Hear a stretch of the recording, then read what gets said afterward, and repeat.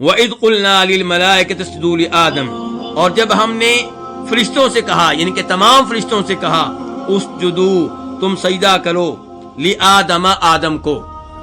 اس سے کیا پتا چلا آدم علیہ السلام کی فضیلت کا، کہ آدم علیہ السلام کے بارے میں کن کو حکم مل رہا ہے؟ فرشتوں کو کیا کریں؟ سجدہ کریں۔ فسجدوا، چنانچہ انہوں نے سجدہ کیا۔ یہاں پہ میرا پہلا سوال یہ ہے کہ سجدے سے مراد کون سا سجدہ ہے؟ کئی عرب مفسرین اور اردو میں تفسیر تحریر کرنے والے کئی ایک نے سجدو کا ترجمہ یہ کیا ہے کہ وہ آدم علیہ السلام کے سامنے جھک گئے، انہیں حکم ملا کہ آدم علیہ السلام کے سامنے جھک جاؤ، وہ جھک گئے۔ انہیں حکم ملا آدم علیہ السلام کے لیے مسخر ہو جاؤ، وہ مسخر ہو گئے۔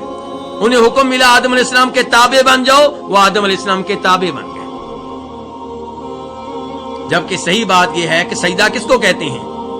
وضع الجبہۃ علی الارض۔ سجدے کا حقیقی معنی کیا ہے؟ پیشانی کو زمین پہ رکھ دینا، اور یہاں پہ یہی سجدہ مراد ہے۔ شریعت جب سجدے کا حکم دیتی ہے تو سجدے سے مراد وہی سجدہ ہوتا ہے جو شریعت میں مراد ہوتا ہے، اور شریعت میں مراد وہ سجدہ ہوتا ہے جس میں پیشانی کہاں رکھی جاتی ہے؟ زمین پہ رکھی جاتی ہے۔ تو یہاں پہ سجدے سے مراد پیشانی کو زمین پہ رکھنا ہے، حقیقی سجدہ ہے، اس کی تعویل کرنا درست نہیں ہے۔ اب سوال پیدا ہوگا کہ یہ کون سا سجدہ تھا، یعنی کہ عبادت کا سجدہ تھا یا تعظیمی سجدہ تھا، احترام والا سجدہ تھا، ادب والا سجدہ تھا؟ تو کیا جواب ہے یہ سوال کا؟ یہ عبادت والا سجدہ نہیں تھا۔ عبادت والا سجدہ اسی کے لیے ہوگا جو معبود ہے۔ اللہ کے علاوہ عبادت کا سجدہ کسی اور کے لیے جائز نہیں ہے۔ عبادت کا سجدہ جب اللہ کے علاوہ کسی اور کے لیے ہوگا تو کیا کہلائے گا؟ شرک کہلائے گا۔ تو پھر یہ کون سا سجدہ ہے؟ تعظیمی سجدہ۔ اور تعظیمی سجدہ امت محمدیہ سے پہلے جائز تھا۔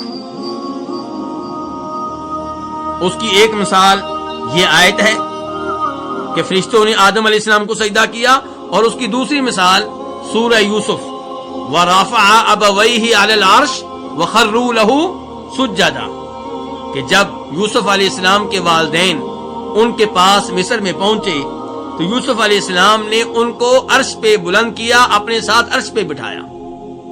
عام لوگ نیچے بیٹھے تھے اور یوسف علیہ السلام نے اپنے والدین کو اپنے ساتھ عرش پہ بٹھایا، اور پھر وہاں پہ یوسف علیہ السلام کو یوسف علیہ السلام کے والدین نے، بھائیوں نے اور دیگر لوگوں نے سجدہ کیا۔ اللہ تعالیٰ کہتے ہیں وَخَرُّوا لَهُ سُجَّدًا، ان کے لیے سجدے میں گر پڑے۔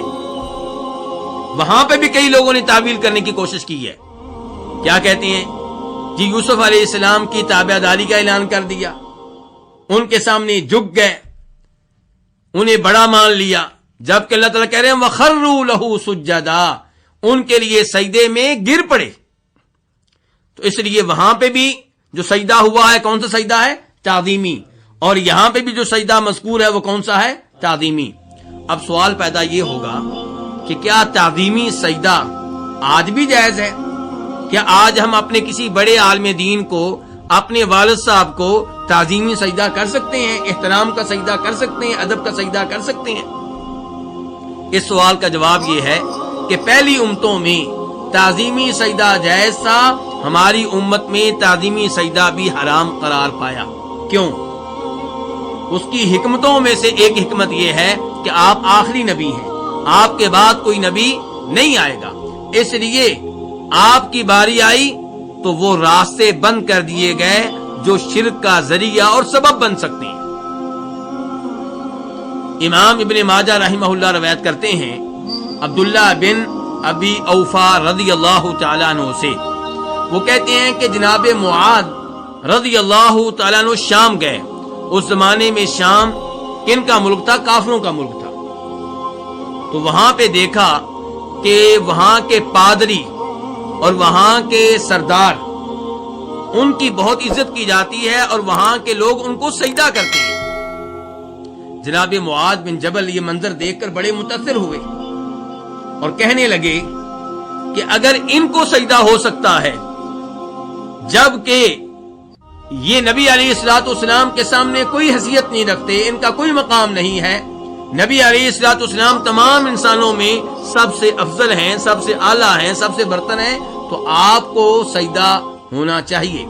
معاذ بن جبل نے عہد کر لیا کہ جب میں آپ کے پاس جاؤں گا تو آپ کو کیا کروں گا؟ سجدہ کروں گا۔ اس سے یہ پتا چلا کہ انسان کافر لوگوں میں رہے تو ان سے متاثر ہوتا ہے، ان کا ماحول انسان پہ اثر ڈالتا ہے، اور اس سے پتا چلا کہ انسان کو اچھی سوسائٹی میں رہنا چاہیے، مسلمان ممالک میں رہنا چاہیے، ایسے محلے میں رہنا چاہیے جہاں پہ اچھے لوگ رہتے ہوں، توحید والے لوگ رہتے ہیں، اپنی رہائش وہاں پہ رکھنی چاہیے جہاں آپ کے دائیں بائیں توحیدی لوگ ہوں، نماز پڑھنے والے لوگ۔ معاذ بن جبل آئے، نبی علیہ الصلوۃ والسلام کو دیکھا اور سجدے میں پڑ گئے۔ آپ نے کہا ما ھذا یا معاذ یہ کیا کر رہے ہو، یہ تو نے کیا کیا ہے؟ کہا اللہ کے رسول علیہ الصلوۃ والسلام میں شام میں گیا، ان کو دیکھا، اپنے بڑوں کو، اپنے پادریوں کو اور اپنے سرداروں کو، اپنے چودھریوں کو، وہ تو سجدے کرتے ہیں، تو میں نے عہد کیا تھا کہ میں آپ کو سجدہ کروں گا۔ تو تب آپ نے ارشاد فرمایا تھا کہ اگر کسی انسان کے لیے دوسرے انسان کو سجدہ کرنا جائز ہوتا، کسی بشر کے لیے دوسرے بشر کو سجدہ کرنا جائز ہوتا، تو میں عورت کو حکم دیتا کہ وہ سجدہ کرے کس کو؟ اپنے خاوند کو۔ کیوں؟ کیونکہ خاوند کے عورت پہ حقوق بہت زیادہ ہیں۔ تو اس حدیث سے کیا پتا چلا کہ ہماری امت میں تعظیمی سجدہ جائز ہے کہ حرام ہے، ممنوع ہے؟ حرام ہے اور ممنوع ہے۔ اس لیے تعظیمی سجدہ کسی کو کرنا جائز نہیں ہے، اور جو سجدہ آدم علیہ السلام کو کیا گیا ہے وہ کون سا ہے؟ تعظیمی سجدہ ہے۔ اور آدم علیہ السلام کو سجدہ کس کے کہنے پہ کیا گیا؟ اللہ کے کہنے پہ۔ تو جب آدم علیہ السلام کو فرشتوں نے سجدہ کیا، وہ تعظیمی سجدہ تھا، لیکن وہ سجدہ اللہ کی عبادت تھا، اللہ کا حکم مان لیا، وہ اللہ کی کیا ٹھہری؟ عبادت۔ اور آدم علیہ السلام کے لیے وہ سجدہ کیا ہوا؟ تعظیمی سجدہ۔ وَإِذْ قُلْنَا لِلْمَلَائِكَةِ اسْجُدُوا لِآدَمَ فَسَجَدُوا إِلَّا إِبْلِيسَ، تو ان سب نے سجدہ کیا مگر ابلیس